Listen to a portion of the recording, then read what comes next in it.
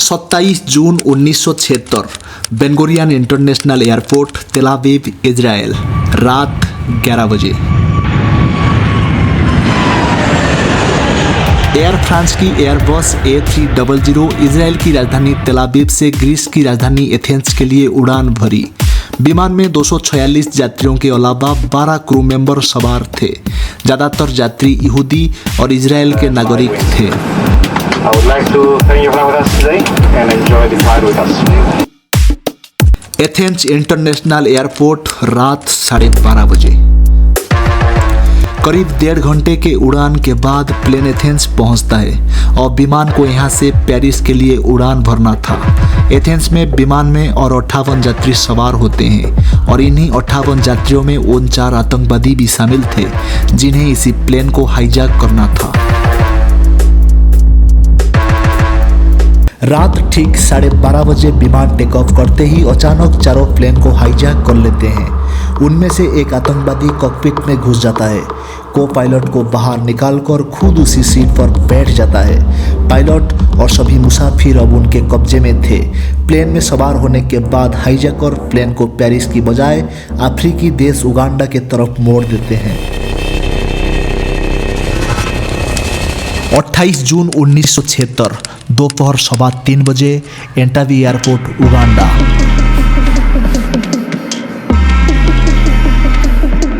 अब मामला सचमुच खतरनाक हो चुका था क्योंकि उगांडा की जिस सरजमीन पर विमान उतर गया वहां का तनाशा ईदी अमीन उन आतंकवादियों के समर्थन में खड़ा था।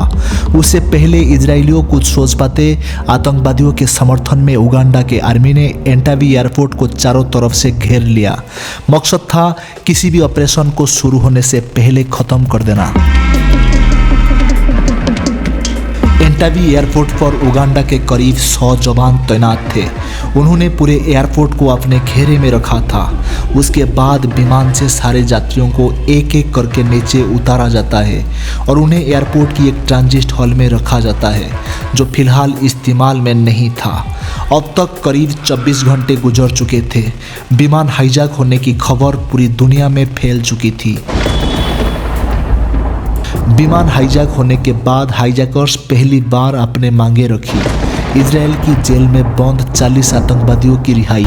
केन्या, पोलैंड, जर्मनी, दुनिया में अलग अलग देशों में बंद अपने साथी 13 आतंकवादियों की रिहाई। कुल 53 आतंकवादियों के रिहाई के साथ साथ उन्होंने $5 मिलियन अमेरिकी डॉलर की भी मांग रखी।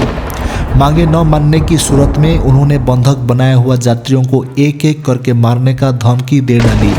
इजराइल सरकार के पास मांगे मानने का सिर्फ 48 घंटे का वक्त दिया गया।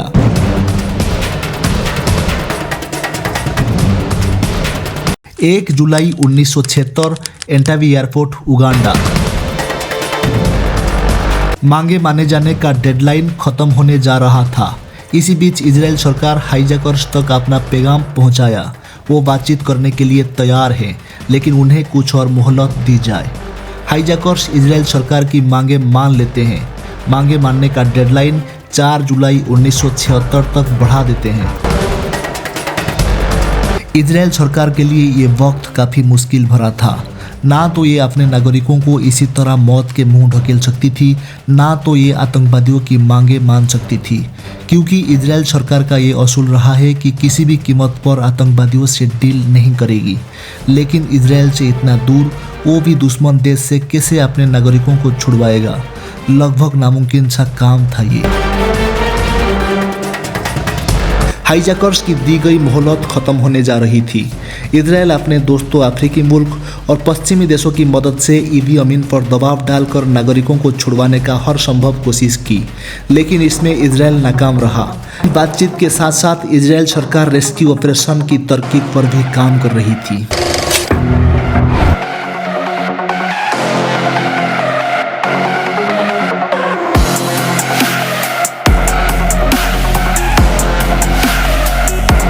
तीन जुलाई 1976 बंधकों को छुड़वाने का सारे रास्ता बंद था। लिहाजा 5:30 बजे इजराइल के कैबिनेट में आखिर फैसला लिया गया। फैसला रेस्क्यू ऑपरेशन का। ब्रिगेडियर जनरल टॉर्म सोरम को ऑपरेशन का कमांडर बनाया गया। प्लान बड़ा खतरनाक था क्योंकि ये दुनिया का अब तक का किसी भी एयरपोर्ट पर सबसे बड़ा और खतरनाक रेस्क्यू ऑपरेशन था।